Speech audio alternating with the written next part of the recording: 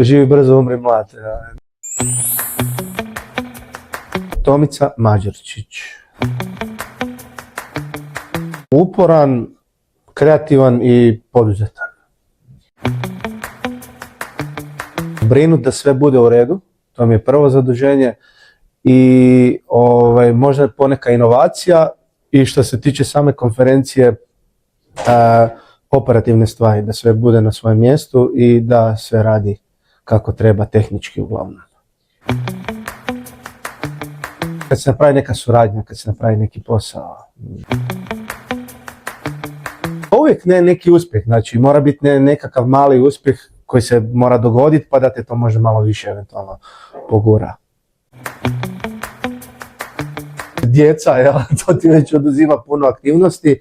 S obzirom da sjedimo po cijele dane gledajući, ja to volim zvati kantu, onda odlazak u prirodu, šuma, tako skijanje nije loše.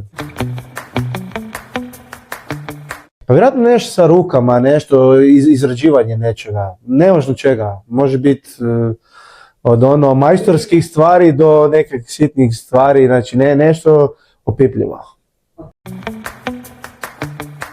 Svi znamo što je nemoguće, idemo napraviti što je moguće.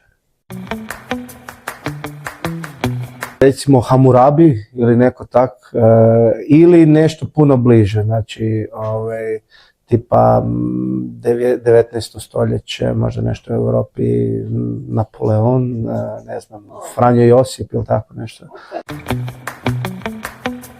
Super atmosfera. Nažalost, bankarska aplikacija.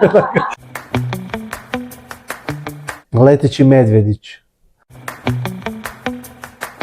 Najuzbudljivije je možda bio prvi na kojem sam bio, to je broj 2, zato jer ne znam šta možeš očekivati.